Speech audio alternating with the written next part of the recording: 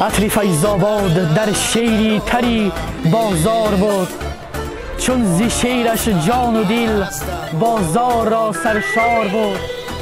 کرد فیزاباد را پر از صفایی نور و شیر، رو به فیزاباد چون خورشیدی پر انوار بود. درود بیننده عزیز شبکه اجتماعی جوان تیوی، امروز شامگاهی زیبا یکجا در یک از طرفخانه‌های زیبای ناحیه فیزاباد شامگاه استقلال را یکجا برگزار می‌نماییم.